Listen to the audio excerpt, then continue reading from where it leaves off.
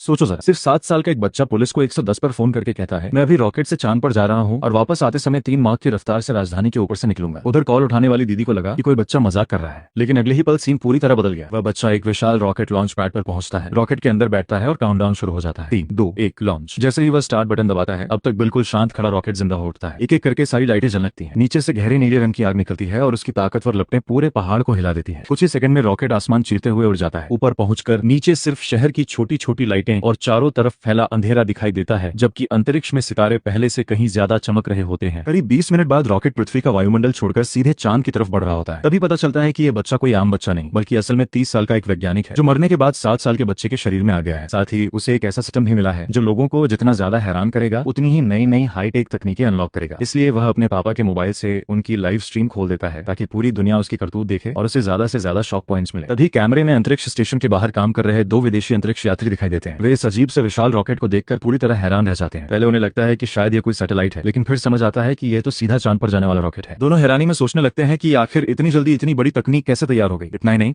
बच्चा अचानक रॉकेट को अंतरिक्ष में ही रोक देता है, फिर आराम से अपना स्पेस सूट पहनता है, मोबाइल हाथ में लेता है और रॉकेट का दरवाजा खोलकर बाहर तैरने लगता है। सही एंगल मिलने पर वह अपनी जेब से एक बड़ा सा बैनर निकालता है जिस पर बड़े अक्षरों में लिखा हुआ है लोंग गुओ जिंदाबाद। वह करीब 1 मिनट तक उसी पोज में अंतरिक्ष में तैरता रहता है, जबकि पीछे वे दोनों विदेशी अंतरिक्ष यात्री उसे हैरानी से देखते रह जाते हैं। इसके बाद वह ऐसे वापस रॉकेट में लौट जाता है जैसे कुछ हुआ ही ना हो। उधर दोनों अंतरिक्ष यात्री तुरंत रिपोर्ट लिखने की तैयारी करने लगते हैं। उन्हें यकीन ही नहीं होता कि अब एक छोटा बच्चा अकेले रॉकेट उड़ाकर अंतरिक्ष में घूम रहा है। ऊपर से रॉकेट हवा में बिना हिले डुले स्थिर भी रह सकता है। इसके बाद वह आराम से चांद पर उतरता है, वहां घूमते हुए अपने दर्शकों को पूरा नजारा दिखाता है और कुछ देर बाद थककर लाइव स्ट्रीम खत्म कर देता है। रॉकेट में वापस आकर वह स्पेस सूट उतारता है और सिस्टम खोलकर देखता है कि उसे 5000 शॉक पॉइंट्स मिले हैं, जो 500 टेक्नोलॉजी पॉइंट्स में बदल चुके हैं। अब उसके पास इतने पॉइंट्स हो चुके हैं कि वो 5 माह की स्पीड वाली नई ट्रैकिंग मिसाइल जैसी खतरनाक तकनीक अनलॉक कर सकता है। ये सोचकर वह तुरंत पृथ्वी की तरफ लौट पड़ता है। वापसी में उसका रॉकेट 5 माह की रफ्तार से लॉस एंजलिस, टोक्यो और फिर चीन की राजधानी के ऊपर से गुजरता है, लेकिन उससे बिल्कुल अंदाजा नहीं होता कि उसकी इस हरकत ने पूरी दुनिया में हड़कंप मचा दिया है। दूसरी तरफ विदेशी अंतरिक्ष एजेंसी के बड़े अधिकारियों की इमरजेंसी मीटिंग चल रही होती है। बड़ी स्क्रीन पर उसी बच्चे की अंतरिक्ष वाली तस्वीर दिखाई जाती है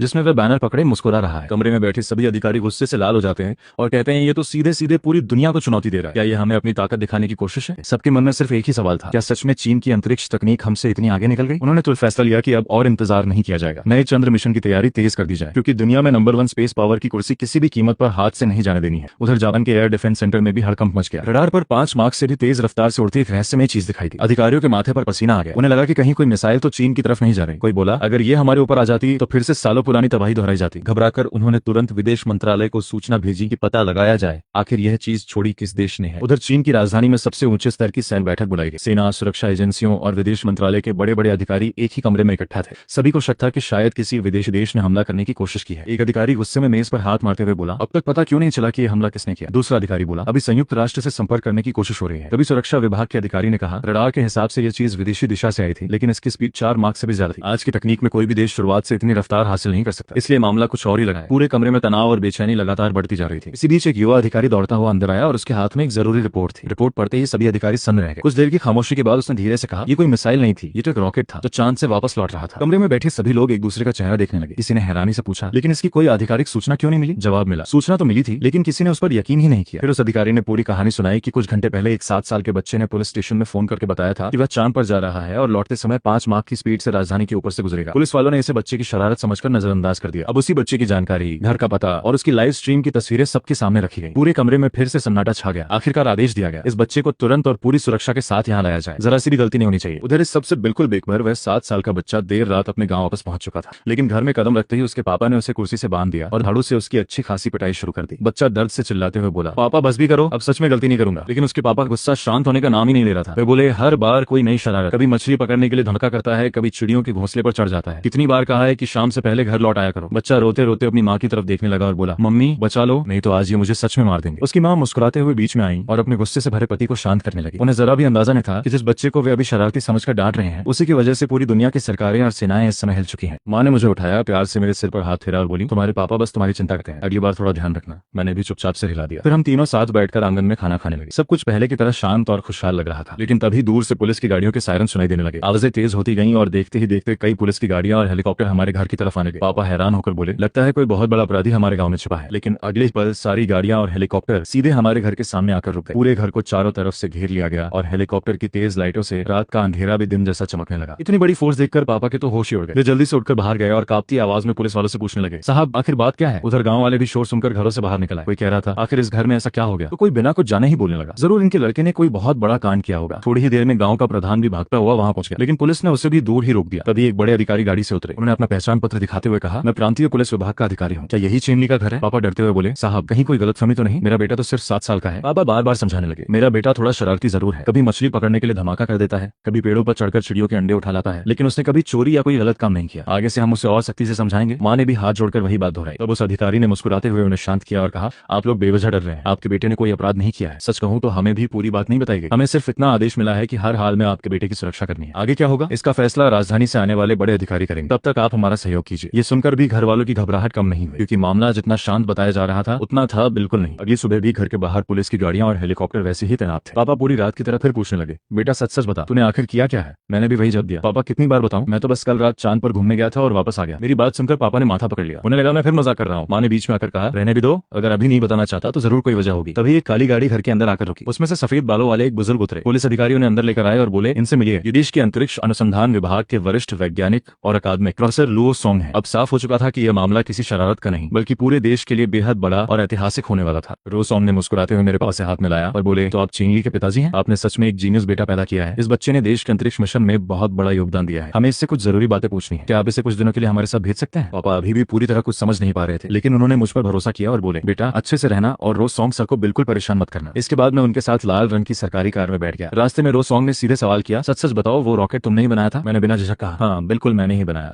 लेकिन उन्हें अब भी यकीन नहीं हो रहा था। उन्हें लगा शायद कोई गुप्त संगठन मुझे आगे करके खुद छिपा हुआ है। मैंने हंसते हुए कहा, अगर कोई अपराधी होता तो वो मुझे जैसे 7 साल के बच्चे को क्यों चुनता? फिर मैंने खुद ही कहा, अगर भरोसा नहीं है तो आप मेरा टेस्ट ले लीजिए। रोज सॉन्ग ने तुरंत मुझसे अंतरिक्ष विज्ञान और रॉकेट टेक्नोलॉजी से जुड़े कई मुश्किल सवाल पूछने शुरू कर दिए, लेकिन मैं हर सवाल का ऐसा जवाब देता गया कि उनके चेहरे का रंग ही बदल गया। सिर्फ 10 मिनट में उन्हें समझ आ गया कि मैं सच में कोई साधारण बच्चा नहीं हूँ। उन्हें अपने बड़े बड़े रिसर्च स्टूडेंट्स याद आ गए जो शायद इतना भी नहीं जानते थे। आखिर उन्होंने उत्साहित होकर कहा, अगर ऐसा है तो मुझे अपना रॉकेट भी दिखाओ। मैं उन्हें एक सुनसान पहाड़ी पर बने अपने लॉन्च पैड पर ले गया। वहाँ सेना के जवान पहले से सुरक्षा में तैनात थे। जैसे ही रोज सॉन्ग ने चांद से लौटकर आया मेरा रॉकेट देखा, वे कुछ पल के लिए बिल्कुल चुप हो गए। वे उसके चारों तरफ घूम घूम कर हर हिस्से को ध्यान से देखने लगे। उनकी आंखों में हैरानी साफ दिखाई दे रही थी। कुछ देर बाद उन्होंने मुझसे पूछा, एक बात बताओ, तुम्हारा रॉकेट वापस लौटते समय इतनी सटीक लैंडिंग कैसे करता है और जमीन पर गिरते समय उसमें जरा भी झटका क्यों नहीं लगता? आज तक जितने भी स्पेसक्राफ्ट लौटे सब जोरदार टक्कर के साथ गिरते हैं। मैंने बिल्कुल आराम से जवाब दिया, अगर लैंडिंग के समय काफी ताकतवर रिवर्स थ्रस्ट दे दिया जाए तो झटका लगेगा ही। फिर उन्होंने दूसरा सवाल किया, लेकिन वापसी के लिए इतना अतिरिक्त ईंधन कहाँ से लाते हो? इतना ईंधन उठाना तो खुद रॉकेट के लिए बहुत भारी पड़ता है। मैंने मुस्कुराकर कहा, किसने कहा कि मैं ईंधन इस्तेमाल करता हूँ? वे हैरान होकर बोले, तो फिर किससे चलता है? मैंने पास की गुफा की तरफ इशारा करते हुए कहा, आइए दादाजी अंदर चलिए, सब समझ आ जाएगा। मैं उन्हें अपनी गुप्त लैब में ले गया। जैसे ही हम अंदर पहुंचे, अचानक 2 इंसानों जैसे दिखने वाले रोबोट सामने आ गए और एक साथ बोले, स्वागत है मालिक। उन्हें देखकर रोज सॉन्ग घबरा गए, जबकि सुरक्षा में खड़े सैनिकों ने तुरंत अपनी बंदूकें तान दी। मैंने हंसते हुए कहा, घबराइए मत, ये सिर्फ स्वागत करने वाले रोबोट हैं। रोज सॉन्ग पास जाकर उन्हें गौर से देखने लगे और बोले, इतने असली जैसे रोबोट ये भी तुमने बनाए हैं? मैंने सिर हिलाकर हाँ कर दी। वे अभी इस झटके से बाहर भी नहीं निकले थे कि उनकी नजर गुफा के बीचों बीच रखी एक बेहद आधुनिक मशीन पर हुई। उसके चारों तरफ ऐसी ऐसी हाईटेक मशीनें और उपकरण रखे थे जिन्हें उन्होंने अपनी पूरी जिंदगी में कभी नहीं देखा था। उस पल उन्हें एहसास हो गया कि ये 7 साल के बच्चे के पास सिर्फ एक रॉकेट नहीं बल्कि भविष्य बदल देने वाली पूरी टेक्नोलॉजी छिपी हुई है। कर रोज सॉन्ग की नजर अचानक बीच में रखे एक विशाल उपकरण पर जाकर टिक गई। अगले पल उनके हाथ कांपने लगे और वे हैरानी से बोले, ये तो टोकामॉक मैग्नेटिक कंट्रोल सिस्टम है। क्या तुमने सच में न्यूक्लियर फ्यूजन को पूरी तरह कंट्रोल करना सीख लिया? उनकी आंखों में यकीन और हैरानी दोनों साफ दिखाई दे रहे थे। दुनिया के बड़े बड़े देश आज तक न्यूक्लियर फ्यूजन पर रिसर्च तो कर रहे थे, लेकिन कोई भी उसकी रिएक्शन स्पीड को पूरी तरह कंट्रोल नहीं कर पाया था। लेकिन मेरे सामने खड़ा ये सिस्टम बता रहा था कि मैंने वो काम कर दिखाया है जो पूरी दुनिया अभी तक सिर्फ सपनों में सोच रही थी। रोज सॉन्ग खुशी से लगभग उछल पड़े। उन्होंने तुरंत अपना मोबाइल निकाला और उस मशीन की ढेर सारी तस्वीरें लेने लगे। वे बार बार कहते जा रहे थे, अब समझ आया तुम्हारे रॉकेट में इतनी ताकत कहां से आती है। ऐसा पावर सिस्टम पूरी धरती पर किसी के पास नहीं है। अगर ये तकनीक हमारे देश के हाथ में आ गई तो विज्ञान और अंतरिक्ष के क्षेत्र में हमारा देश कई दशक आगे निकल जाएगा। उनकी आवाज में गर्व साफ झलक रहा था, लेकिन मैंने मुस्कुराकर उनकी बात बीच में ही काट दी और कहा, रो दादाजी, ये सिर्फ साधारण कंट्रोल्ड न्यूक्लियर फ्यूजन नहीं है। दुनिया जिन सिद्धांतों पर अभी रिसर्च कर रही है, मेरे इस सिस्टम की कार्यक्षमता उनसे पूरे 45% ज्यादा है। मेरी बात सुनकर रोज सॉन्ग फिर से चौंक गए। तभी उनकी नजर उस मशीन से जुड़ी खास तारों पर गई। उन्होंने गौर से देखा और तुरंत पूछा, रुको, ये क्या ये रूम टेम्परेचर सुपर कंडक्टर है? मैंने मुस्कुराते हुए कहा, वाह दादाजी, आप सच में कमाल के वैज्ञानिक हैं। एक नजर में पहचान लिया। मेरी इस बात से साफ हो गया कि मैंने सचमुच सामान्य तापमान पर काम करने वाला सुपर कंडक्टर बन गया था। इसका मतलब था कि बिजली बिना किसी नुकसान के हमेशा के लिए बह सकती है। उसमें बिल्कुल भी गर्मी पैदा नहीं होगी, चुंबकीय क्षेत्र पूरी तरह नियंत्रित रहेगा और मैग्लेव जैसी तकनीकें पहले से कहीं ज्यादा आसान हो जाएंगी। अगर ये तकनीक दुनिया के सामने आ गई तो बिजली, ट्रांसपोर्ट, मेडिकल साइंस और कंप्यूटर जैसी कई इंडस्ट्री हमेशा के लिए बदल जाती। रोज सॉन्ग अब अपनी खुशी रोक ही नहीं पा रहे थे। वे हंसते हुए बोले, सच में हमारा देश कितनी बड़ी बड़ी प्रतिभाओं से भरा है। फिर उन्होंने बड़ी उम्मीद से मेरी तरफ देखा और पूछा, चेनली, एक बात बताओ, तुमने ये सब आखिर सीखा कैसे? मैं कुछ पल चुप रहा। मैं उन्हें ये तो नहीं बता सकता था कि मैं पिछले जन्म का वैज्ञानिक हूँ या फिर मेरे पास ऐसा सिस्टम है जो मुझे नई नई टेक्नोलॉजी अनलॉक करके देता है, इसलिए मैंने बस हल्की सी मुस्कान दी। मेरे लिए सबसे जरूरी बात सिर्फ इतनी थी कि मैं नई नई तकनीकें बनाता रहूं और सही समय आने पर उन्हें देश को सौंप दूं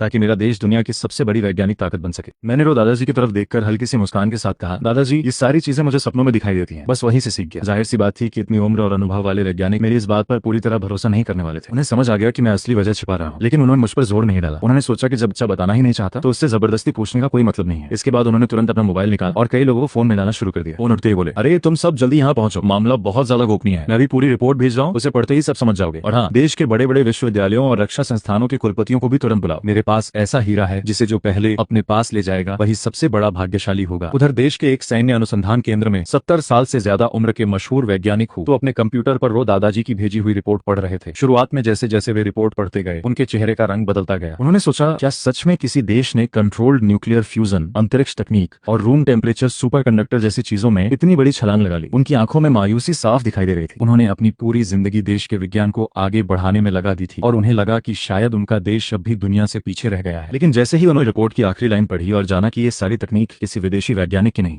बल्कि अपने ही देश के 7 साल के बच्चे की है, उनकी सारी उदासी पल भर में गायब हो गई। वे जोर जोर से हंसने लगे और बोले, वाह, हमारा देश सच में प्रतिभाओं से भरा पड़ा है, अब हमारे भविष्य को कोई नहीं रोक सकता। प्रयोगशाला में काम कर रहे उनके शिष्य अपने गुरु को इतने खुश देखकर हैरान रह गए। उनमें से एक उत्सुकता से रिपोर्ट देखने आगे बढ़ा, लेकिन हूतू ने तुरंत उसे रोक दिया और बोले, वहीं रुक जाओ, अभी तुम्हें ये देखने का अधिकार नहीं है। फिर उन्होंने कंप्यूटर बंद किया, अपने शिष्य के सिर पर हल्की सी चपत लगाई और हंसते हुए बोले, इतने साल से तुम्हें पढ़ा रहा हूँ, लेकिन तुम लोगों की हालत ऐसी है कि एक 7 साल का बच्चा भी तुम सबसे आगे निकल गया। इतना कहकर उन्होंने अपना सामान समेटा और बोले, मैं कुछ दिनों के लिए राजधानी जा रहा हूँ, तुम लोग तब तक अपना रिसर्च खुद करते रहो, कोई दिक्कत हो तो मेरे लौटने के बाद पूछ लेना। उनके शिष्य अब भी समझ नहीं पा रहे थे कि आखिर ऐसा क्या हो गया जिसने हमेशा गंभीर रहने वाले उनके गुरु को इतना उत्साहित कर दिया। इधर राजधानी में भी हलचल मच चुकी थी। देश के कई बड़े विश्वविद्यालयों और संस्थानों के प्रमुखों को तुरंत एक गुप्त बैठक के लिए बुलाया गया। सभी एक दूसरे से पूछ रहे थे कि आखिर मामला क्या है, लेकिन किसी के पास जवाब नहीं था। तभी वैज्ञानिक जियांग चेन ने अपना मोबाइल निकाला और सबको एक वीडियो दिखाया। वीडियो वही था जिसमें मैं लाइव स्ट्रीम करते हुए चांद पर घूम रहा था। कुछ लोगों ने उसे पहले सोशल मीडिया पर देखा था, लेकिन सबको लगा था कि वो एआई से बना नकली वीडियो है, क्योंकि बाद में वह इंटरनेट से पूरी तरह गायब हो गया था। एक कुलपति ने भी हंसते हुए कहा, आजकल एआई इतनी एडवांस हो गई है कि असली और नकली में फर्क करना मुश्किल हो गया है।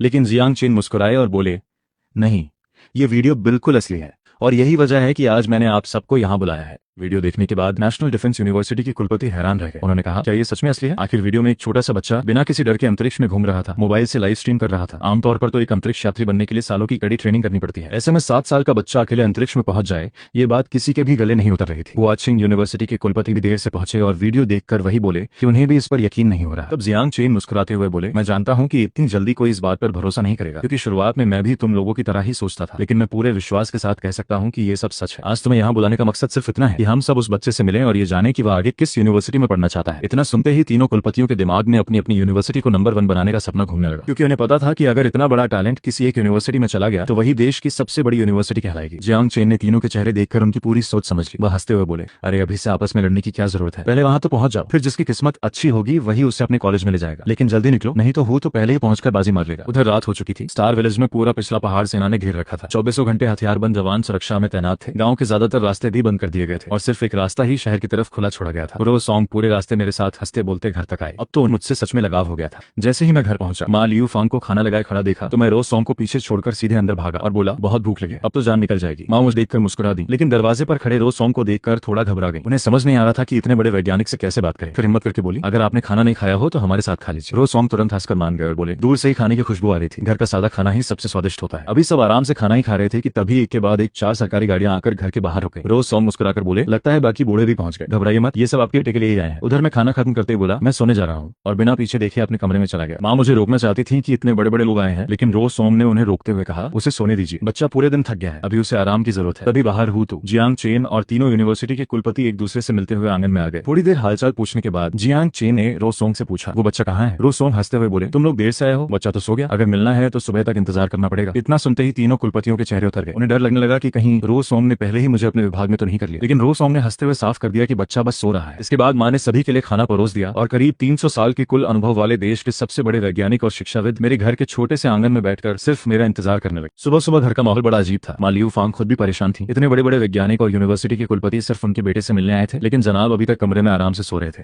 आखिर माँ ने सारी बात पिताजी चेन हाइजुन को बताई। बस फिर क्या था, उनका गुस्सा 7वें आसमान पर पहुंच गया। वो बोले, कौन सा बड़ा टैलेंट, कैसी बड़ी उपलब्धि, मेरे लिए तो वो मेरा बेटा है और मैं उसका बाप हूँ। इतना कहकर उन्होंने कमरे का दरवाजा जोर से खोला, मेरा कान पकड़कर खींचते हुए बोले, अरे उठ, बाहर इतने में बड़े बड़े एक्सपर्ट तेरा इंतजार कर रहे हैं और तू यहाँ खर्राटे मार रहा है। मैं अभी सपनों की दुनिया में था, लेकिन पिताजी ने 1 मिनट भी नहीं छोड़ा। मैं दर्द से चिल्लाते हुए बोला, अरे पापा छोड़ो ना। उठ गया उठ गया। मन ही मन में बड़बड़ा रहा था कि सारी गलती उन बूढ़े वैज्ञानिकों की है। रात को देर से सोए और सुबह मुर्गे से भी पहले उठ गए। मैं जमाई लेते हुए बाहर आंगन में पहुंचा तो रो सॉन्ग हमेशा की तरह मुस्कुराते हुए बोले, आओ बेटा पहले नाश्ता कर लो। तभी जियांग चेन ने मुझे गौर से देखते हुए पूछा, यही है वो बच्चा? तो बिना देर किए बोले, हाँ। इसे देखते ही समझ में आ जाता है कि ये आगे चलकर बहुत बड़ा काम करेगा। तभी पिताजी ने मुझे घूरते हुए कहा, क्या देख रहा है, जल्दी से सबको नमस्ते कर। मैंने आराम से सबकी तरफ देखकर कहा, नमस्ते हो अकादमिक सर, नमस्ते जियांग सर, नमस्ते नेशनल डिफेंस यूनिवर्सिटी के कुलपति, हुआबे यूनिवर्सिटी के कुलपति और हुआचिन यूनिवर्सिटी के कुलपति। मेरी बात सुनकर वहां मौजूद सभी लोग एकदम हैरान रह गए। उन्हें समझ नहीं आया कि एक 7 साल का बच्चा उन सभी को नाम से कैसे पहचान गया। लेकिन उन्हें क्या पता था कि पिछले जन्म में मैं डिफेंस रिसर्च से जुड़ा वैज्ञानिक था, इसलिए इन सभी बड़े लोगों को मैं पहले से अच्छी तरह जानता था। मैंने बिना समय व्यर्थ किए कहा, चलिए खाना बाद में भी खा लेंगे, पहले पहाड़ पर चलते हैं। आप लोग जिस चीज को देखने आए हैं वो वही है। इतना सुनते ही सब लोग तुरंत मेरे पीछे चल पड़े। हम सब कड़ी सुरक्षा पार करते हुए आखिरकार मेरे सीक्रेट बेस तक पहुंच गए। वहां पहुंचकर मैंने बिल्कुल मालिकों की तरह सबको दिखाते हुए कहा, ये रहा वो रॉकेट जिससे मैं कुछ दिन पहले चांद पर गया था। वैसे ये सिर्फ एक बार इस्तेमाल होने वाला मॉडल है और सामने जो गुफा है उसमें मैंने अपने कुछ छोटे मोटे आविष्कार रखे हैं। शायद आप लोग उन्हीं को देखने आए हैं। जैसे ही हम गुफा के अंदर पहुंचे, दोनों ह्यूमनॉइड रोबोट पहले की तरह बोले, स्वागत है मालिक। तीनों यूनिवर्सिटी के कुलपति उन रोबोट्स को देखकर ही दंग रह गए, क्योंकि उन्हें अभी असली हैरानी का अंदाजा भी नहीं था। वहीं हुतू और जियांग चेन ने रोबोट्स पर ज्यादा ध्यान नहीं दिया और सीधे अंदर की तरफ बढ़ गए। तभी उनकी नजर गुफा के बीचों बीच रखे उस चमचमाते विशाल टोकामाक रिएक्टर पर पड़ी। हुतू की आंखें फटी रह गईं। वो बड़बड़ाए, ये सचमुच टोकामाक डिवाइस है? जियांग चेन ने भी गंभीर आवाज में कहा, लगता है ये अब ऊर्जा परिवर्तन भी सफलतापूर्वक कर रहा है। फिर उन्होंने मेरी तरफ देखा और पूछा, क्या तुम हमें इसका डेमो दिखा सकते हो? मैं मुस्कुराया और सीधे मशीन के पास जाकर बीच में लगे लाल बटन पर अपना अंगूठा रख दिया। अगले ही पल मशीन ने आवाज निकाली, फिंगरप्रिंट सत्यापित, सिस्टम चालू, प्रतिक्रिया समय 0.0001 सेकंड, वर्तमान तापमान 87,000 डिग्री सेल्सियस, सभी पैरामीटर सामान्य है। देखते ही देखते पूरा अंधेरा पहाड़ रोशनी से जगमगा उठा। गुफा के अंदर लगे सारे इलेक्ट्रॉनिक उपकरण एक साथ चालू हो गए। तभी सबकी नजर दीवारों पर गई। पूरी गुफा इतनी चिकनी और व्यवस्थित थी कि साफ पता चल रहा था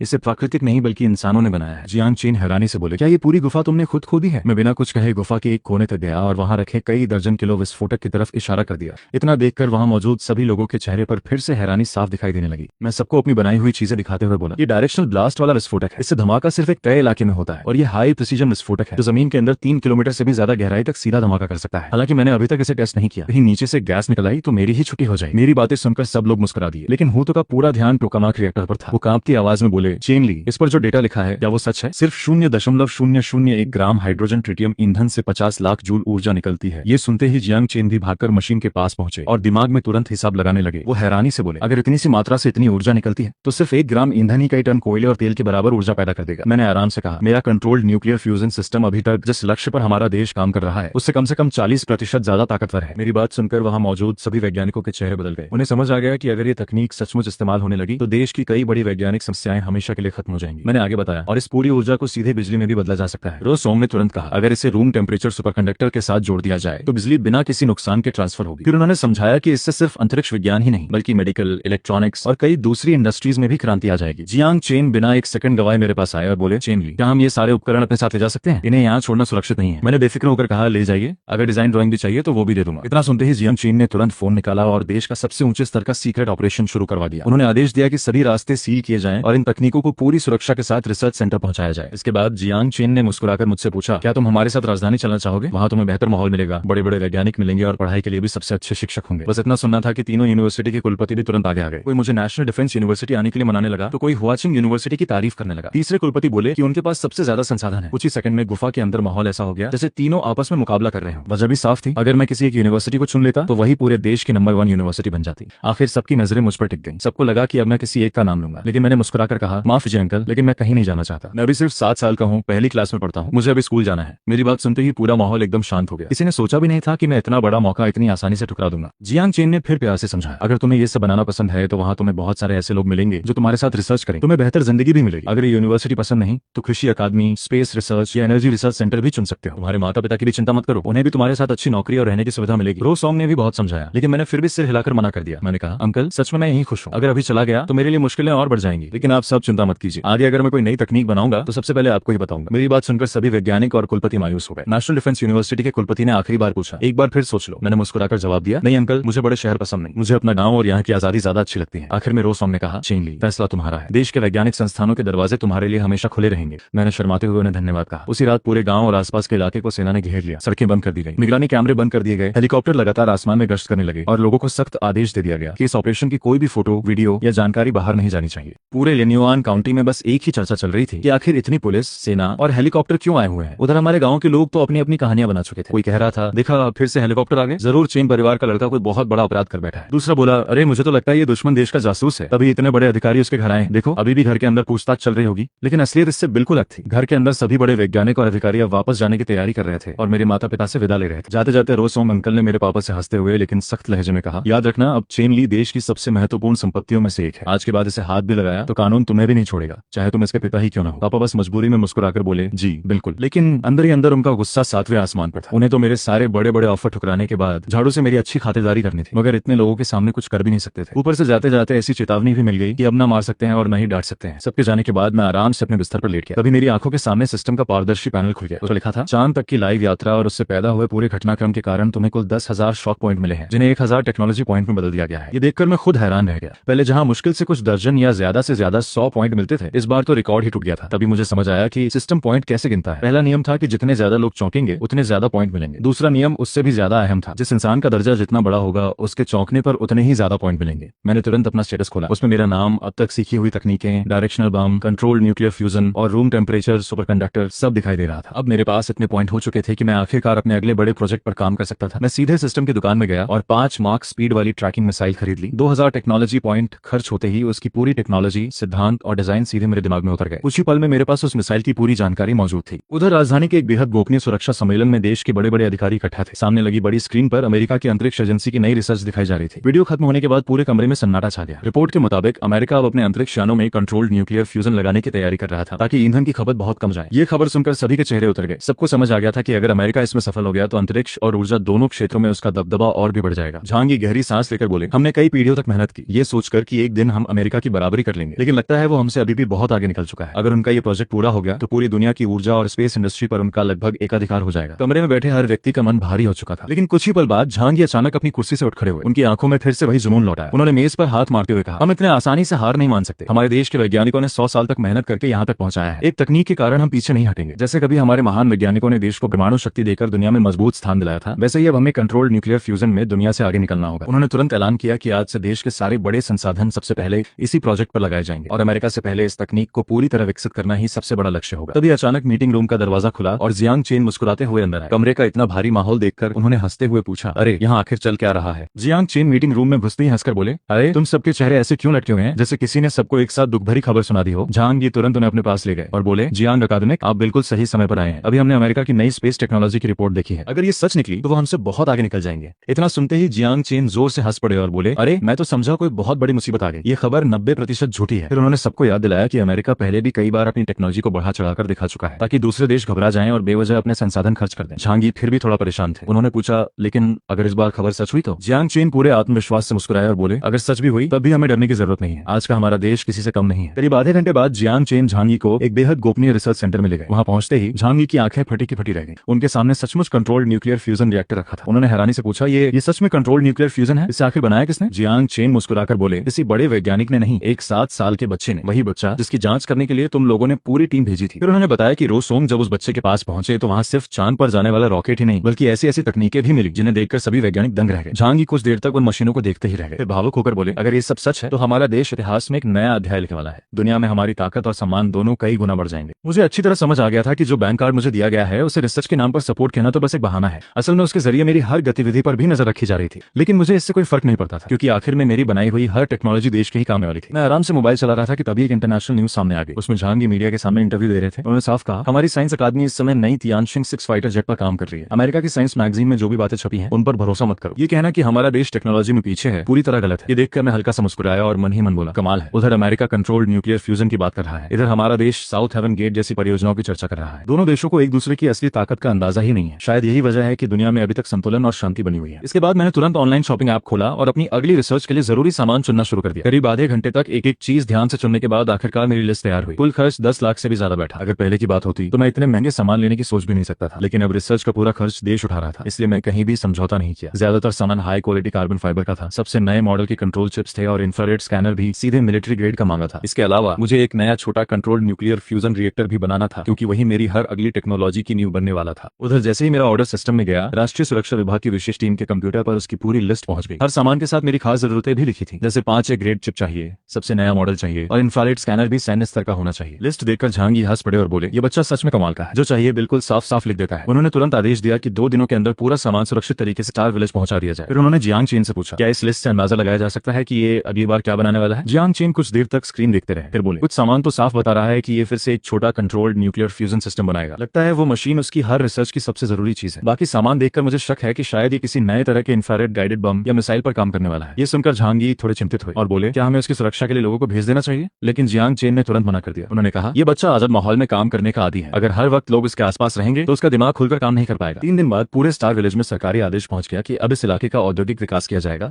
और सभी गांव वालों को मुआवजा देकर दूसरी जगह बसाया जाएगा। मेरे माता पिता को भी सरकार की तरफ से 50 लाख की रकम वाला बैंक कार्ड मिला और दोनों को सरकारी नौकरी दे दी। साथ ही सरकारी दफ्तर के पास 100 वर्ग मीटर से भी बड़ा एक नया घर भी मिला। पापा की नौकरी शहर में सिक्योरिटी गार्ड की लगी, जिसमें सिर्फ दिन की ड्यूटी, छुट्टियां और सारी सरकारी सुविधाएं थी। वहीं माँ को सरकारी कैंटीन में खाना परोसने का काम मिला, जहां उन्हें भी वही सुविधाएं दी गई। गांव में रहने वाले एक साधारण परिवार के लिए ये किसी सपने से कम नहीं था। सबसे अच्छी बात यह थी कि नया घर मेरे सीक्रेट बेस से सिर्फ 10 मिनट की दूरी पर था, इसलिए मेरी रिसर्च पर इसका कोई असर नहीं पड़ा। कुछ ही दिनों बाद मेरा ऑर्डर किया हुआ सारा सामान सुरक्षित तरीके से पहाड़ वाले मेरे गुप्त वर्कशॉप तक पहुंचा दिया गया और अब मैं अपने अगले बड़े आविष्कार की तैयारी शुरू करने के लिए पूरी तरह तैयार था। मैं सबसे पहले अपने वर्कशॉप में पहुंचा और खरीदा हुआ सारा सामान एक करके चेक किया। जब तसल्ली हो गई कि कुछ भी कम नहीं है, तब असली काम शुरू हुआ। मैंने सिस्टम से अपना खास ऑटोमेटिक वर्कबेंच बाहर निकाला। ये कोई साधारण मशीन नहीं थी, बल्कि इसे लेने के लिए मैंने पूरे 1000 टेक्नोलॉजी पॉइंट खर्च किए थे। इसकी खासियत ये थी कि इसे जो भी आदेश दिया जाए वो बिना किसी गलती के उसे पूरा कर देती थी। मैंने सारी हाई क्वालिटी सामग्री उसके ऊपर रखी और आदेश दिया, एक नया micro controlled nuclear fusion reactor बनाओ। मशीन ने तुरंत स्कैन करके बताया कि सभी सामग्री बेहतरीन क्वालिटी की है, इसलिए इस बार रिएक्टर की कार्यक्षमता 45% नहीं बल्कि पूरे 60% तक पहुंच जाएगी। इसे बनने में करीब 2 घंटे लगने वाले थे। उधर मशीन अपना काम कर रही थी और इधर मैं खाली बैठने वालों से नहीं था। मैंने तुरंत अपनी अगली परियोजना 5 मार्क स्पीड वाली ट्रैकिंग मिसाइल पर काम शुरू कर दिया। मैंने सबसे पहले मिसाइल की पूरी बनावट दिमाग में दोहराई। इसी भी ट्रैकिंग मिसाइल के 6 सबसे जरूरी हिस्से होते हैं, गाइडेंस और target detection system, flight control system, engine, warhead, power system और पूरी बॉडी। इनमें से इंजन और पावर की समस्या तो मेरा माइक्रोफ्यूजन रिएक्टर आसानी से हल कर देता था, लेकिन सबसे मुश्किल हिस्सा था गाइडेंस और फ्लाइट कंट्रोल। यही मिसाइल की आंख, दिमाग, नसें और मांसपेशियां होती हैं। अगर ये सही ना हो तो मिसाइल कभी अपने निशाने तक नहीं पहुंच सकती। मैंने सरकार की तरफ से मिले इंफ्रारेड रडार और ऑप्टिकल इमेजिंग रडार को देखा। तभी मेरे दिमाग में एक आइडिया आया। इंफ्रारेड रडार गर्मी पहचानता है, जबकि दूसरा तस्वीर देखकर लक्ष्य ढूंढता है। अगर दोनों की खूबियां एक ही सिस्टम में जोड़ दी जाएं, तो मिसाइल लगभग हर परिस्थिति में अपने निशाने को पहचान सकेगी। मैंने तुरंत सिस्टम को आदेश दिया कि दोनों तकनीकों को मिलाकर नया रडार तैयार करे। सिर्फ 10 टेक्नोलॉजी पॉइंट खर्च हुए और कुछ ही मिनटों में मशीन ने दोनों रडारों को जोड़कर बिल्कुल नया हाइब्रिड गाइडेंस सिस्टम तैयार कर दिया। अब बारी थी सबसे कठिन हिस्से की, नेविगेशन सिस्टम की। इतनी तेज यानी 5 माख की रफ्तार से उड़ने वाली मिसाइल को कंट्रोल करने के लिए मौजूदा तकनीक बिल्कुल नाकाफी थी। इसका मतलब था कि पूरा कंट्रोल सिस्टम मुझे खुद बना पड़ेगा। मैं तुरंत लैपटॉप लेकर बैठ गया और लगातार कई घंटों तक बिना रुके कोड लिखता रहा। करीब 7 घंटे बाद आखिरकार 3 टेराबाइट का कंट्रोल प्रोग्राम तैयार हो गया। मैंने उसे एक यूएसबी ड्राइव में सेव किया और हाई एंड कंट्रोल चिप के साथ वर्कबेंच पर रख दिया। मशीन ने सिर्फ 10 मिनट में पूरा कोड चिप में डाल दिया। इस दौरान मैं थोड़ा आराम करने के लिए एक्सरसाइज करता रहा। देखते ही देखते शाम हो गई। तभी पापा का फोन आया। उन्होंने कहा, बेटा कहाँ है? घर आजा, खाना तैयार है। मैंने हंसकर कहा, बस पापा अभी आया। जाने से पहले मैंने अपने दोनों ह्यूमनॉइड रोबोट्स को बाहर बुलाया और आदेश दिया कि पूरे वर्कशॉप की सफाई करके बाकी तैयारी पूरी कर दें। अगले 2 दिनों तक मैं लगातार काम करता रहा और आखिर में कंट्रोल चिप, नया रडार, सेंसर, माइक्रोफ्यूजन रिएक्टर और वेक्टर थ्रस्ट इंजन को एक साथ जोड़कर अंतिम असेंबली पूरी कर दी। कई घंटों की टेस्टिंग के बाद आखिरकार मेरी 5 मार्क ट्रैकिंग मिसाइल तैयार हो गई। जब मैं अपनी कार से पहाड़ के नीचे बने लॉन्च साइट पर पहुंचा और सामने पूरी तरह तैयार मिसाइल लॉन्चर देखा तो खुशी से मेरे मुंह से खुद ब खुद निकल पड़ा, वाह, ये तो कमाल का लग रहा है। डूबते सूरज की सुनहरी रोशनी में गहरे हरे रंग की मिसाइल और उसका लॉन्चर किसी साइंस फिक्शन फिल्म के हथियार से कम नहीं लग रहे थे।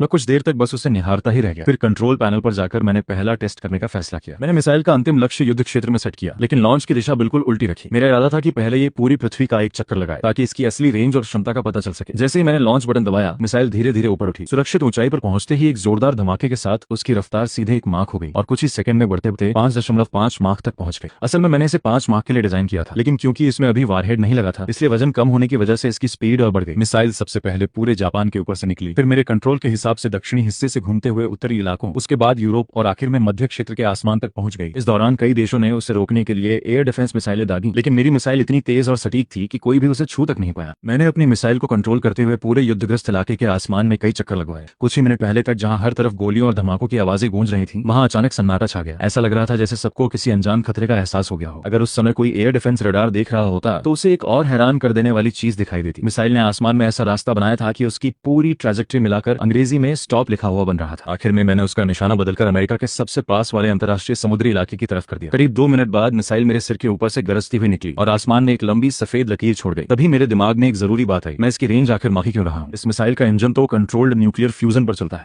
मतलब जब तक इसमें हाइड्रोजन ट्रिटियम का मिश्रित ईंधन रहेगा इसकी रेंज लगभग असीमित हो सकती है। अगर मैंने इसे सच में अमेरिका के पास समुद्र में गिरा दिया और उन्होंने इसे निकालकर इसकी तकनीक सीख ली तो मेरी सारी मेहनत बेकार हो जाएगी। यही सोचकर मैंने तुरंत मिसाइल को वापस लौटने का आदेश दे दिया। पूरी पृथ्वी का चक्कर लगाने के बाद जब मिसाइल वापस मेरे पास पहुंची तो उसके वेक्टर इंजन पर हल्का सा कालापन छोड़कर बाकी सब बिल्कुल नया जैसा था। मैं उसकी परफॉर्मेंस देखकर बेहद खुश था। तभी अचानक सिस्टम की आवाज सुन ली, 5 मार्क क्रूज मिसाइल से कई देशों को चौंकाने पर तुम्हें 20,000 टेक्नोलॉजी पॉइंट मिले हैं। इसके अलावा युद्ध को अस्थायी रूप से रोकने पर 500 बोनस पॉइंट भी दिए जाते हैं। इतने सारे पॉइंट देखकर मैं खुद हैरान रह गया। मैंने हंसते हुए सोचा, सिर्फ एक टेस्ट फ्लाइट से इतना फायदा? अगर ईंधन थोड़ा और होता तो एक और चक्कर भी लगा देता। मैंने तुरंत अपना सिस्टम खोला। अब मेरे पास कुल 3065 टेक्नोलॉजी पॉइंट थे। बिना देर किए मैंने 2000 पॉइंट खर्च करके मिसाइल की बची हुई आधी तकनीक भी अनलॉक कर दी। अगले ही पल सिस्टम ने बताया कि अब मैं पूरी तरह से 5 मार्क ट्रैकिंग मिसाइल की तकनीक पर महारत हासिल कर चुका हूं। उधर जापान में हाई लेवल इमरजेंसी मीटिंग चल रही थी। बड़े बड़े अधिकारी बार बार रडार की रिकॉर्डिंग देख रहे थे। उनमें से एक घबराई हुई आवाज में बोला, पिछली बार 5 मार्क की मिसाइल आई थी, लेकिन इस बार इसकी स्पीड 5.5 मार्क तक पहुंच गई। सबसे डरावनी बात यह है कि ये रास्ता भी खुद बदल रही थी। इसने पूरे जापान के ऊपर आराम से कई चक्कर लगाए और हमारी कोई भी एयर डिफेंस सिस्टम इसे रोक नहीं सकी। अगर इसका इरादा हमला करने का होता तो हमारा देश कुछ ही मिनटों में खत्म हो जाता। कमरे में बैठे सभी लोग डर के मारे एक दूसरे का चेहरा देखने लगे। तभी किसी ने घबरा कर कहा, कहीं समुद्र में छोड़े गए परमाणु अपशिष्ट वाली बात किसी को पता तो नहीं चल गई? इतनी ताकत तो सिर्फ रूस, अमेरिका या चीन जैसे देशों के पास ही हो सकती है। आखिर ये मिसाइल किसने छोड़ी है? तभी एक अधिकारी बोला, मुझे नहीं लगता कि ये चीन का काम है। उनकी नई तकनीक पर हमारी नजर है। ऊपर से पिछली 5 मार्क वाली मिसाइल भी चीन की सीमा के अंदर गिरी थी। मुझे तो लगता है कि ये अमेरिका का कोई गुप्त ऑपरेशन है, क्योंकि मिसाइल का रास्ता भी मिडिल ईस्ट की तरफ से आ रहा था। लेकिन तभी एक और अधिकारी ने हैरानी से पूछा, अगर ये अमेरिका की मिसाइल थी तो उसने हमारे देश के ऊपर इतना लंबा चक्कर क्यों लगाया? क्या अब उन्हें हमारी वफादारी पर भी भरोसा नहीं रहा? तभी एक कर्मचारी भागता हुआ अंदर आया और बोला, सर, अमेरिकी विदेश मंत्रालय की तरफ से तुरंत वीडियो कॉन्फ्रेंस का कॉल आया है। ये सुनते ही सभी अधिकारी घबराकर मीटिंग रूम की तरफ दौड़ पड़े। जैसे ही वीडियो स्क्रीन चालू हुई, सामने अमेरिका के विदेश मंत्री बेहद गुस्से में बैठे दिखाई दी। जापानी प्रतिनिधि अभी ठीक से अपनी कुर्सी पर बैठे भी नहीं थे कि सामने से पहली बात सुनाई दी, तुम लोगों की हिम्मत कैसे हुई ऐसा करके? जापान के प्रधानमंत्री को तो पहले लगा कि अमेरिका को उनके परमाणु अपशिष्ट छोड़ने वाली हरकत का पता चल गया है, इसलिए उन्होंने घबराते हुए तुरंत माफी मांगनी शुरू कर दी। लेकिन उधर से अमेरिका के विदेश मंत्री गुस्से में चिल्ला पड़े, हमारे सामने मासूम बनने की कोशिश मत करो। 5 मार्क की मिसाइल बना ली तो क्या दुनिया पर राज करोगे? 3 दिन के अंदर उसकी पूरी तकनीक और ब्लूप्रिंट हमें सौंप दो, नहीं तो अंजाम अच्छा नहीं होगा। ये सुनकर जापानी अधिकारी पूरी तरह हैरान रह गए। उन्होंने सफाई देते हुए कहा, हमने ऐसी कोई मिसाइल नहीं बनाई। सच तो यह है कि हमें लगा था शायद मिडिल ईस्ट में चल रहे युद्ध के दौरान आपकी मिसाइल गलती से हमारे ऊपर से निकल गई होगी। हम भी उतने ही परेशान हैं जितने आप। जब अमेरिका ने पूछा कि फिर उनके हिसाब से मिसाइल कहां से लॉन्च हुई थी, तो जापान ने सीधे चीन का नाम ले दिया। ये सुनते ही अमेरिका को कुछ दिन पहले नासा की रिपोर्ट याद आ गई। उन्हें लगा कि शायद चीन की अंतरिक्ष तकनीक के साथ साथ मिसाइल तकनीक भी बहुत तेजी से आगे बढ़ रही है। इसके बाद अमेरिका ने जापान से मिली सारी जानकारी तुरंत अपने मुख्यालय भेज दी और सीधे चीन के सैन्य दूतावास पहुंचकर जवाब मांगने लगा। अमेरिकी राजदूत गुस्से से बोला, क्या तुम्हें पता भी है कि 5 मार्क की मिसाइल जापान के ऊपर उड़ाना क्या मतलब रखता है? क्या तुम लोग अमेरिका को युद्ध की धमकी दे रहे हो? सामने बैठे ली हुआ ने उसकी पूरी बात शांत होकर सुनी और फिर एकदम सख्त आवाज में जवाब दिया, सबूत कहाँ है कि वो मिसाइल चीन ने छोड़ी थी? और अगर सच में हमारे पास ऐसी मिसाइल होती तो क्या तुम इतने आराम से यहाँ बैठकर हमसे सवाल पूछ रहे होते? याद रखो, अब चीन पहले देश नहीं रहा जिसे कोई भी दबा सके। चीन की तकनीक में अचानक हुई तरक्की के बाद ली हुआ का रवैया भी पूरी तरह बदल चुका था। वह साफ समझता था कि दुनिया में कूटनीति तभी चलती है जब ताकत बराबर हो। अगर ताकत एक तरफ ज्यादा हो जाए तो सामने वाला बातचीत नहीं आदेश देने लगता है। लेकिन उसने ये भी साफ कर दिया कि चीन कभी किसी कमजोर देश पर जुल्म नहीं करेगा, मगर कोई चीन को दबाने की कोशिश करेगा तो उसे भी बख्शा नहीं जाएगा। अमेरिकी राजदूत ने तुरंत रडार की रिकॉर्डिंग सबूत के तौर पर सामने रख दी। वीडियो में साफ दिखाई दे रहा था कि लगभग 5 मार्क की स्पीड वाली मिसाइल चीन की दिशा से निकलकर जापान के ऊपर से गुजरी थी और उसका रास्ता देखकर साफ लग रहा था कि यह सब जानबूझकर किया गया है। फिर दूसरी रिकॉर्डिंग दिखाई गई जिसमें वही मिसाइल मिडिल ईस्ट के ऊपर कई चक्कर लगाती है और आसमान में स्टॉप लिख देती है। ये देखकर ली हुआ खुद भी हैरान रह गया। अगर ये सच में चीन की मिसाइल थी तो राष्ट्रीय सुरक्षा एजेंसी को इसकी कोई जानकारी क्यों नहीं मिली? उसके दिमाग में एक और शक आया कि कहीं अमेरिका ही दुनिया को डराने के लिए ये सब करके इल्जाम चीन पर तो नहीं डाल रहा। उसने साफ कहा, यह हमारा काम नहीं है। अगर भरोसा नहीं है तो रूस से भी पूछ सकते हो। अमेरिकी प्रतिनिधियों के जाने के बाद ली हुआ सीधे राष्ट्रीय सुरक्षा एजेंसी के प्रमुख झांग यी के दफ्तर पहुंचा। उस समय झांग यी कंट्रोल्ड न्यूक्लियर फ्यूजन की सफलता की वजह से बेहद खुश बैठे आराम से चाय पी रहे थे। ली हुआ ने बिना समय गंवाए पूरा मामला उनके सामने रख दिया। वीडियो देखने के बाद झांग यी भी चौंक गए। उन्होंने कहा, ये कैसे हो सकता है? इतनी तेज मिसाइल तो अभी हमारी जानकारी के हिसाब से बनी नहीं सकती। सबसे अजीब बात यह है कि हमारे एयर डिफेंस रडार पर इसका कोई रिकॉर्ड ही नहीं है। ली हुआ ने मजाक में कहा, कहीं रडार खराब तो नहीं हो गया? इस पर झांग यी झल्लाकर बोले, बकवास मत करो, दुनिया की बेहतरीन एयर डिफेंस तकनीक हमारे पास है। अगर जापान ने इसे पकड़ लिया तो हम क्यों नहीं पकड़ पाए? तभी अचानक उनके दिमाग में कुछ क्लिक हुआ। उन्होंने तुरंत मेरी हाल की खरीदी गई चीजों की लिस्ट खोलनी शुरू कर दी। ली हुआ अभी भी अमेरिका पर शक कर रहा था, लेकिन झांग यी उसकी बातों पर ध्यान ही नहीं दे रहे थे। उन्होंने अपना लैपटॉप उठाया और बोले, चलो अभी मेरे साथ। मुझे लगता है कि इस पूरे मामले की असली कड़ी कहीं और छिपी हुई है। इतना कहकर दोनों तेजी से दफ्तर से बाहर निकल पड़े। चारों लोग सीधे राष्ट्रीय विज्ञान अकादमी पहुंच गए। वहां जियांग चीन ने पहले रडार की रिकॉर्डिंग ध्यान से देखी, फिर मेरी ऑनलाइन शॉपिंग लिस्ट खोलकर एक एक सामान का मिलान करने लगे। झांग यी ने बेचैनी से पूछा, कुछ समझ आया? जियांग चीन ने गहरी सांस लेकर कहा, ज्यादातर सामान तो कंट्रोल्ड न्यूक्लियर फ्यूजन से जुड़ा है, बाकी कंट्रोल चिप्स और सेंसर है। मुझे तो ये किसी मिसाइल के नहीं बल्कि एक एडवांस ड्रोन के पार्ट्स लग रहे हैं। फिर उन्होंने समझाया कि इतनी कम उम्र का बच्चा और इतने कम समय में 5 मार्क की मिसाइल बना दे, ये लगभग नामुमकिन है। ऊपर से अगर चीन का एयर डिफेंस सिस्टम भी उसे पकड़ नहीं पाया तो शायद वो मिसाइल किसी और देश से लॉन्च हुई होगी और जानबूझकर चीन की सीमा से बचाकर उड़ाई गई होगी। अभी झांग यी के कंप्यूटर पर मेरी नई शॉपिंग लिस्ट आ गई जिसमें कॉपर एलॉय, विशेष धातुएं और कार्बन फाइबर जैसे सामान थे। जियांग चीन मुस्कुराकर बोले, देखा मैं कह रहा था ना, ये मिसाइल नहीं बना रहा बल्कि अपने ड्रोन का ढांचा और मजबूत कर रहा है। अगर सच में वही 5 मार्क वाली मिसाइल उसी ने बनाई होती तो वो इंसान नहीं चमत्कार होता। ये सुनकर झांग यी ने भी राहत की सांस ली। उधर मैं अपने पहाड़ वाले गुप्त अड्डे पर बैठा मन ही मन हंस रहा था। मैंने मिसाइल को चीन की सीमा में घुसते ही पहले से सिग्नल जैमर चालू कर दिया था। इसलिए किसी भी रडार को उसकी असली जानकारी नहीं मिल पाई। अब मेरी 5 मॉक ट्रैकिंग मिसाइल लगभग पूरी तैयार थी, सिर्फ उसका वॉरहेड यानी हमला करने वाला मॉड्यूल बाकी था। मेरे सामने कई विकल्प थे, साधारण विस्फोटक, आर्मर पियर्सिंग वॉरहेड, यहाँ तक कि परमाणु हथियार या जैविक वायरस जैसे खतरनाक विकल्प भी मौजूद थे। लेकिन मैंने फैसला किया कि मैं सिर्फ पारंपरिक विस्फोट और बख्तर भेदी क्षमता वाला संयोजन ही इस्तेमाल करूंगा। इसके बाद मैंने अपने सारे विस्फोटकों को वर्कबेंच पर रखा और सिस्टम को आदेश दिया कि इनकी ताकत बढ़ाकर ऐसा बनाया जाए जिसकी तबाही का दायरा 100 किलोमीटर तक सीमित रहे, आकार 250 किलोमीटर के आयत जैसा हो और असर जमीन के 1 किलोमीटर अंदर तक पहुंचे। सिस्टम ने 5 टेक्नोलॉजी पॉइंट काटे और 20 मिनट में काम पूरा करने की पुष्टि कर दी। मेरे पास अभी भी 1000 से ज्यादा टेक्नोलॉजी पॉइंट बचे हुए थे। उन्हें देखकर मेरा मन फिर से टेक्नोलॉजी स्टोर की तरफ चला गया। काफी देर तक अलग अलग तकनीकें देखने के बाद मेरी नजर एक खास चीज पर जाकर रुकी, फ्यूजन एनर्जी बॉल। ये ऐसा उपकरण था जो कंट्रोल्ड न्यूक्लियर फ्यूजन से निकली ऊर्जा को एक छोटे गोलाकार डिवाइस में जमा कर सकता था और 500 मिलियन जूल तक ऊर्जा स्टोर कर सकता था। मैंने बिना देर किए 500 पॉइंट खर्च करके उसे खरीद लिया। अगले ही पल उसकी पूरे डिजाइन और जरूरी सामग्री की जानकारी मेरे दिमाग में आ गई। मैं मन ही मन खुश हो गया क्योंकि अब मुझे हर नई मशीन के लिए बार बार अलग ऊर्जा स्रोत बनाने की जरूरत नहीं पड़ेगी। इससे मेरी तकनीक भी ज्यादा सुरक्षित रहेगी और उसके लीक होने का खतरा भी काफी कम हो जाएगा। इसके बाद भी मैं टेक्नोलॉजी स्टोर में घूमता रहा। वहाँ इतनी जबरदस्त तकनीकें थी कि मन तो सब खरीदने का कर रहा था, लेकिन पॉइंट्स की कमी मुझे रोक रही थी। काफी सोचने के बाद मैंने आखिरकार स्वार्म ड्रोन तकनीक का पहला आधा हिस्सा खरीद लिया और उसकी पूरी ब्लूप्रिंट भी मेरे दिमाग में आ गई। फिर मैंने मोबाइल से उसके लिए जरूरी नया सामान भी ऑर्डर कर दिया। इतने में मेरा नया हाई पावर विस्फोटक भी तैयार हो चुका था। मैंने हथेली जितने छोटे उस विस्फोटक को हाथ में उठाकर मुस्कुराते हुए कहा, आज से तुम्हारा नाम होगा विश्व शांति बम। इतना कहकर मैंने उस विस्फोटक को अपनी 5 मार्क ट्रैकिंग मिसाइल के साथ वर्क बेंच पर रख दिया ताकि अब उसकी अंतिम असेंबली शुरू की जा सके। शाम तक मेरी फाइनल 5 मार्क ट्रैकिंग मिसाइल तैयार होने लगी। सिस्टम ने सभी पार्ट्स चेक करके बताया कि इसे पूरा होने में करीब 6 घंटे लगेंगे। मैं आराम से गाड़ी में बैठकर घर लौटाया। घर पहुंचते ही देखा कि पापा और मम्मी दोनों अपनी नई सरकारी नौकरी से वापस आ चुके थे। पापा टीवी पर खबरें देख रहे थे और मम्मी